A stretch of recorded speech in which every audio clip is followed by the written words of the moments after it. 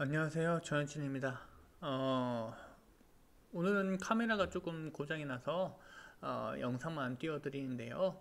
여러분들에게 좀 양해를 구해야 될 것 같고, 오늘 진행할 내용은 머리 손상 중에서도 이제 뇌진탕이 될 것 같습니다. 이전까지 이제 국소적 손상 관련된 내용들을 배웠었고, 이제 미만성 손상에 대해서 이야기를 했었는데, 음, 미만성 손상 같은 경우에는 이제 그 전에 배웠던 것이 이제 축삭 손상 DAI에 관련된 내용들을 조금 이야기를 했었습니다. 그리고 이제 오늘은 이제 뇌진탕에 관련된 내용들을 배우실 건데, 뇌진탕이란 말은 일반인 분들도 많이 알고 계시고, 여러분들도 많이 들어보셨을 만한 단어일 거라고 생각이 들어요. 그만큼 흔히 일어나는, 음, 질병, 외상이라고 보시면 좋을 것 같고요. 뇌진탕 같은 경우에는 환자의 증상을 통해 이제 어느 정도 중증도를 확인해 볼 수가 없을 것 같은데, 우선 뭐 미만성 축삭 손상이 자주 발생할 수 있는 것이 이제 뇌진탕이다라는 점. 그리고 또 하나 이 머리 스티 스캠, 그러니까 일반적인 영상 진단을 통해서 CT를 통해서 이 뇌진탕을 확인할 수는 없다라는 점. 이전에 배웠던 뭐 EDH나 SDH 같은 이 혈종들 같은 경우에는 CT를 통해서 충분히 구분해 볼 수가 있는 거죠. 근데 뇌진탕 같은 경우에는 이 CT를 통해 구분하기가 어렵다. 왜냐? 해부학적인 손상이 영상적으로 구현되지 않기 때문이다 라고 이해해 주시면 될 것 같고요. 뇌진탕이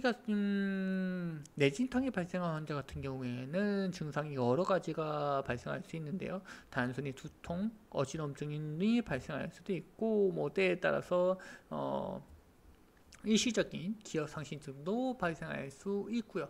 여기 경미한 경우에는 여기 써져 있는 것처럼 기본적으로 이제 단시간 내에 의식 회복이 되는 경우가 많고 신경학적 손상도 거의 없다라고 보시면 되고 이 환자에게서 뇌진탕 관리 같은 경우, 뇌진탕 처치 같은 경우에는 일반적인 보조적 처치에 중점을 둔다라고 보시면 될 것 같습니다. 여러분들이 이제 보셔야 될 거는 그 전에 배웠던 것들, 이런 혈종들, 뇌출혈부터 해서 뇌진탕 따위 좌상 같은 것들은 단독으로도 발생할 수 있지만 다른 것들과 동시에 발생할 수 있다라는 점. 그래서 여기에 예를 들어서 뇌진탕과 경지막 바깥 혈종에 대해서 설명을 해주고 있는데, 뇌진탕으로 인해 즉각적인 무의식 상태를 유발하게 되고 다시 환자는 의식이 돌아오게 됩니다. 뇌진탕은 앞서 얘기했던 것처럼 의식 수준이 정상으로 돌아온다라고 얘기했죠. 이렇게 명료해졌다가 다시 정신막 바깥 혈종의 확대됨에 따라서 뇌압이 상승함에 따라 뭐가 악화되느냐, 의식 수준이 악화되고 그에 따라서 의식의 변화가 일어나게 되는데, 당연히 명료했던 사람은 갑작스럽게 의식이 떨어지고 반응이 없어지는 이런 상황이 이뤄질 수 있겠죠. 이걸 우리는 뭐라 그러냐, 의식의 명료기, 루시드 인터벌이다 라고 이야기를 하는데, 이거는 특별히 어느 환자에게서만 발생하느냐, 경지막 바깥 혈종, 이 경지막 바깥 혈종이 있는 환자, 뇌진탕과 경지막 바깥 바깥 혈종이 있는 환자에게서 발생한다라는 점. 경지막 아래 환자에서는 발생하지 않습니다. 그래서 여러분들이 좀 기억해 주셔야 될 것 같고, 자, 그래서 여기서도 설명해 주고 있죠. 일시적 의식 상태, 루시드 인터벌이라는 짧은 시간 내 동안 마치 의식이 명료한 사람처럼 변화가 되는 명료한 상태에 있다가 다시 의식이 변화되는 이러한 루시드 인터벌을 가지고 있는 것은 경질막 바깥 혈종의 전형적인 징후라는 점을 꼭 기억해 주셔야 될 것 같고요.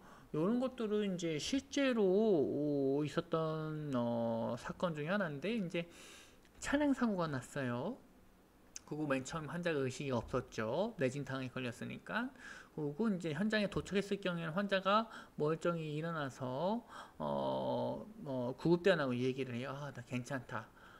뭐 그냥 나는 차는 어차피 견인차가 갈 거고 차 운행할 수 있는 수준은 아니니까 견인차가 알아서 할 거고 나는 그냥 버스 타고 병원에 한번 가보겠다 하고 해서 버스 타고 병원을 가고 있었는데 이 환자가 버스 안에서 의식을 잃어버렸습니다. 뭐 때문에? 이 루시드 인터벌 때문에. 그러니까 구급대원 같은 경우에는 차량의 사고가 일어났을 경우 이 사고의 심각성을 알고 있고 환자 상태 조금 면밀히 살펴봤으면 이 루시드 인터벌이 있을 수 있다는 점을 조금 관가하지 않고 환자를 구급차로 환자를 조금 이송할 수 있지 않았을까라는 이런 안타까운 사고가 실제로 발생했는데 그래서 여러분들이 이 루시드 인터벌이라는 것을 좀 잊지 않았으면 좋겠다. 이렇게 실제로 발생하는 경우가 있으니까. 그래서 다시 한번 강조를 합니다. EDH에서 루시드 인터벌은 전형적인 징후다. 그러니 환자를 면밀히 살펴보고 환자가 빠른 외상평가가 필요한 환자라면 대부분 그 의식이 없었다가 다시 의식이 돌아온 환자 같은 경우에는 뭐 어떤 사고 형태로 발생했을지는 모르겠지만 빠른 외상 평가가 필요한 환자일 가능성이 높아요. 그래서 서 있는 환자에게서 여러분들 그 들것을 이용해서 그 환자 내리는 법 배우셨잖아요. 1학년 때. 왜 그걸 배웠겠어요? 서 있는 환자, 의식 있는 서 있는 환자들 중에서도 외상적 문제, 척추의 문제, 그리고 중추신경계의 문제가 있을 가능성이 있다라는 점. 그래서 이제 서 있는 환자에게서 들것을 이용해 눕히는 법을 배웠던 거죠. 어찌됐든 간에 이런 것들이 있을 수 있다라는 점 기억해 주셔야 될 것 같고, 그 다음에 중등 미만성 축삭 손상입니다. 중등 모더레이트라는 이 단어를 쓰고 있죠. 이 중등, 중증 이 한문 단어를 쓰는 게 조금 여기 앞에 있는 거는 이제 가운데 중이, 이거는 무거울 중이긴 한데 어쨌든 간에 이제 중이라는 단어를 같이 쓰는 바람에 이제 말하기가 좀 어려워요. 차라리 이제 뭐 심각한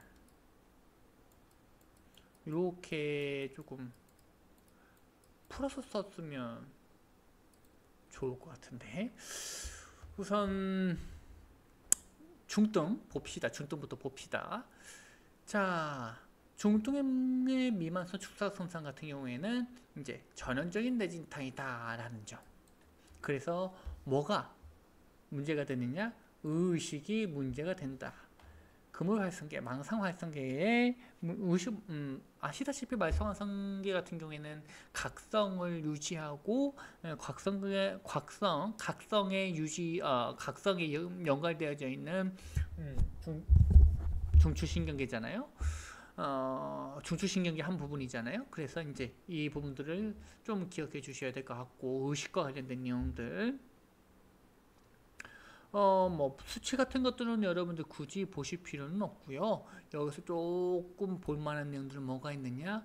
뇌바닥 골절과 연관성이 있다라는 점.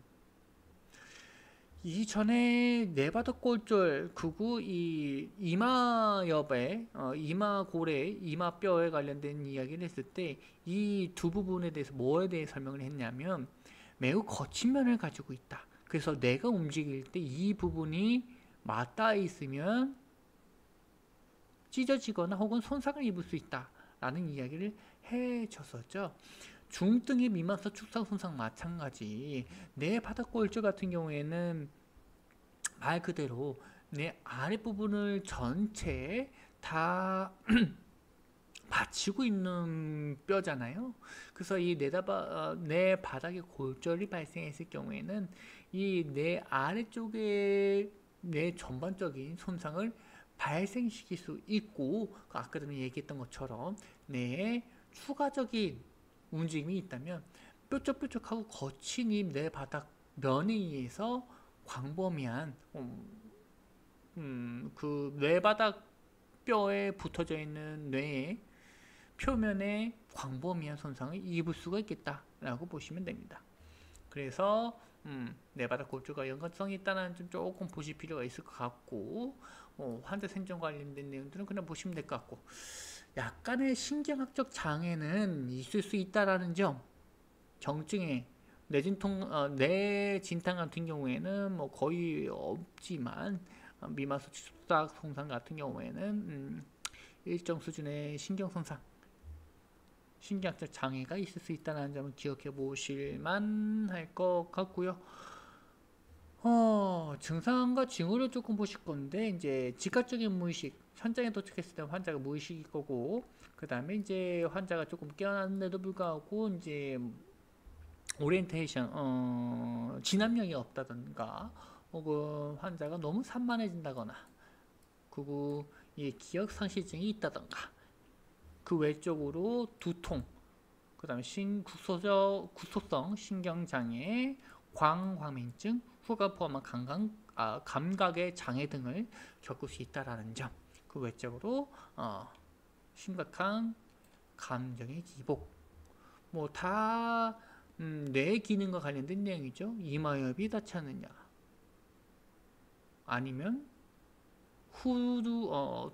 뒤통수엽이 닿지 않느냐, 뭐 이런 것들에 관련된 내용들입니다. 뇌 해부학적 기능을 잘 알고 계시면 이것도 뭐 충분히 이해할 수 있는 내용들이고요. 그 외에 중증을 보실 건데, 요거는 이제 뇌주기 손상이다 라는 말이 있죠. 여기는 양쪽 대뇌방구에 있는 다수의 축석이 심각하게 물리적인 손상을 입는 상황이고, 그에 의해서 뇌주기까지 확대되는 상황일 때 중증이라고 이야기를 하고 있고요. 여기서 보셔야 될 거는 대부분의 환자가 생존하지 못한다는 점, 생존하더라도 매우 심각한 영구적인 신경장애, 신경학적 장애를 갖게 된다는 점. 대부분 장시간 무의식 상태로 남게 되고요. 뇌압 상승, 대뇌 제거, 거칠 제거 자세를 보이고 이제 사망에 이르게 되는데, 대부분 이 장시간의 무의식 상태일 때 뇌사 판정을 내리거나, 혹은 이제 의사분들이 장기 기증과 관련돼서 뭐 보호자분들하고 이야기하는 경우가 가끔씩 있죠. 그 다음에 있는 것이 간접 손상입니다. 간접 손상. 여러분들이 이해하실 때 간접 손상에 대한 이해가, 직접 손상도 매우 중요하긴 하지만요, 간접 손상에 대한 이해가 조금 더 필요할 수 있습니다. 제 생각으로는요. 자, 그래서 그 내용들을 볼 건데, 자, 그 교과서 내용을 조금 봅시다. 감정호는 2차 손상이라고 불리는 내용들은 손상 이후에 발생된 여러 가지 요인들에 의해 초래되는 손상을 이야기한다 라고 보시면 될 것 같고, 뭐 예를 들게 되면 손상 이후에 발생하는 요인들, 이게 뭐가 있을까요? 이것들은 대부분 보상 기전일 겁니다. 다쳤으니까 이 다친 것을 어느 정도 회복하기 위해서 보상 기전이 발생하게 되는데, 이 보상 기전이 오히려 환자 상태를 악화시킨다, 이렇게 얘기해 주셔도 괜찮을 것 같아요. 예를 들게 되면 부종 같은 것들도 이 감정 손상으로 이야기를 해볼 수 있을 것 같은데, 발목에 삐었어요. 염좌가 생겼습니다. 그럴 경우에 아시다시피 현관 손상부터 조직의 손상, 그 외적이 뭐 여러 가지 손상으로 인해서 염증 반응이 일어나게 되고, 그리고 부종이 발생하게 돼요.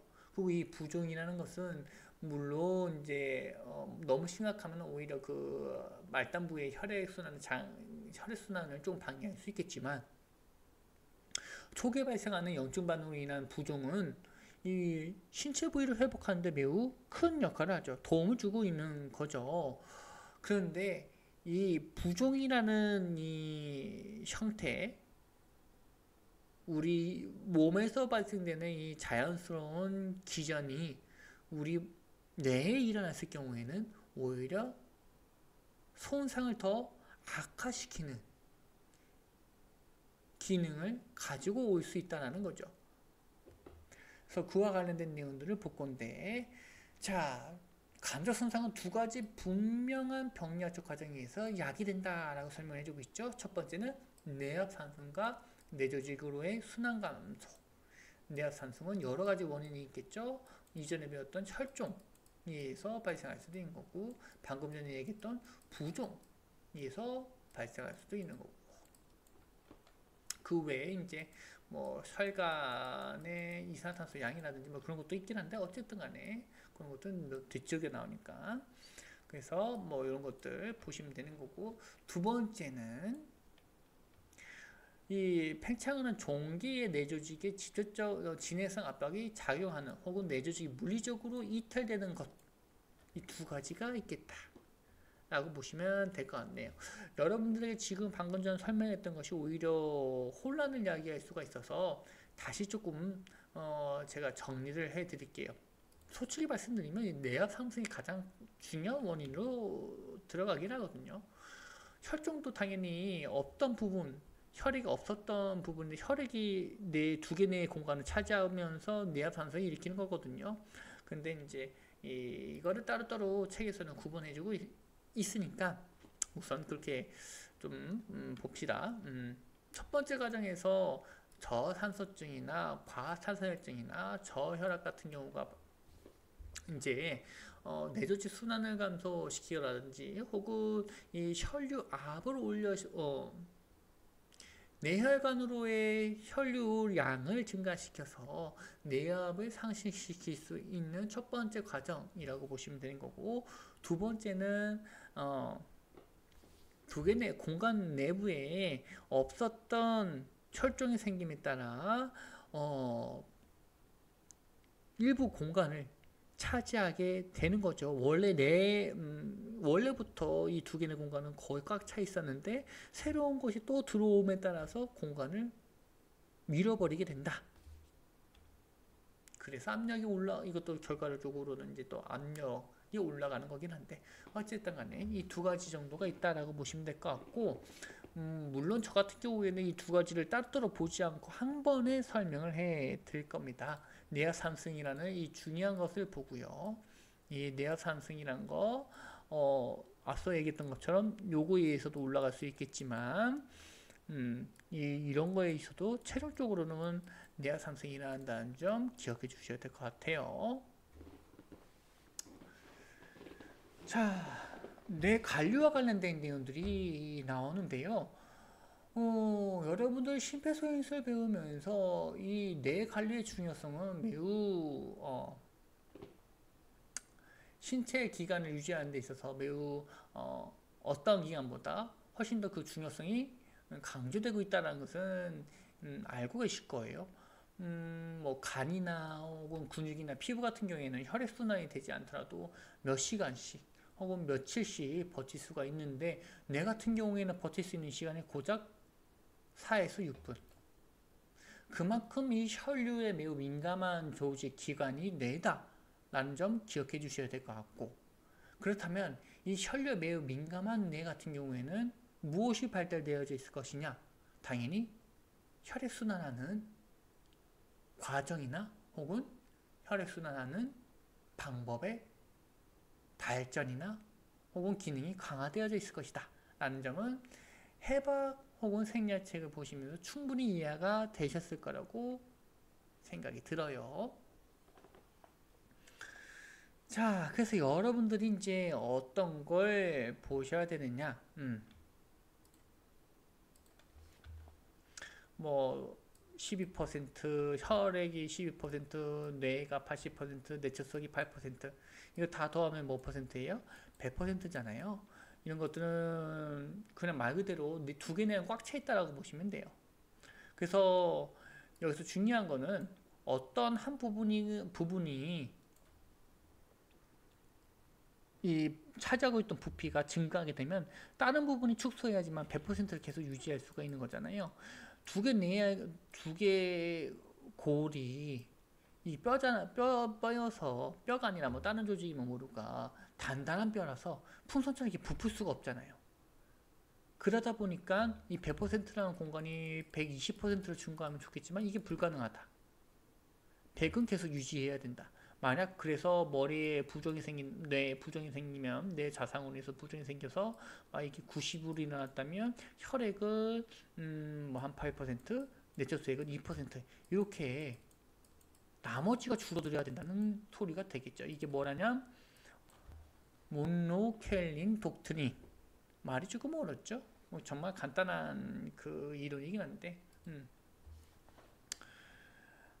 어쨌든 간에 여기서 이야기하는 것은 단 하나입니다. 두 개의 공간은 변화될 수 없다.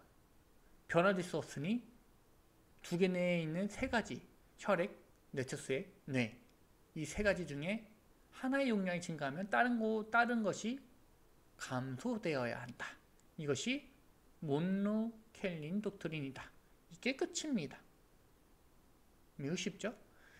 그래서 이 모노켈린 독트린이라는 이 기전이 작용되었을 경우에는 내압 상승이 일어나지 않는데 이게 뭐 내압을 유지시켜주고 있는 기전이라고 보시면 되겠죠.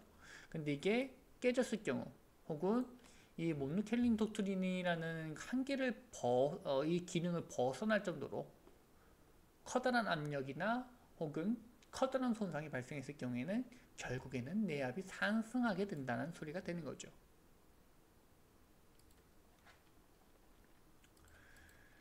자, 각각의 조직에 대해서 이제 설명을 할 건데요. 정맥혈관은 머리 내부 조직이 팽창함에 따라 부종을 이야기하는 거죠. 부종. 가장 먼저 압박을 받는 머리 내부 공간이다. 그래서 머리 내부 조직이 지속적으로 팽창할 경우 내처수액이 두 번째로 영향을 받게 됩니다. 첫 번째는 점액혈관이 눌리게 되고 두 번째는 내처수액이 바깥으로 빠지기 시작한다. 그 다음에 보셔야 될 것이 이 내처수액은 척수로 이입되게 되는데 이 두 가지 기전, 정맥혈이 압박받음에 따라서 두 개 내에서 정맥혈 내에 있는 혈액이 빠져나가는 이 상황과 내처수액이 두 개 내에서 빠져나가는 이러한 상황, 이것이 매우 빠르게 반응하고 정상적인 내압을 유지시켜주는데 매우 중요한 기전이라고 보시면 되는데, 불행하게도 앞서 얘기했던 것처럼 대부분 두 개 내 공간을 차지하고 있는 것은 뇌입니다. 이 두 가지 기전이 빠르게 반응한다고 하더라도 이것이 연용토록 지속적으로 정맥혈이 빠져나가고 내처수액이 빠져나간다고 하더라도 이게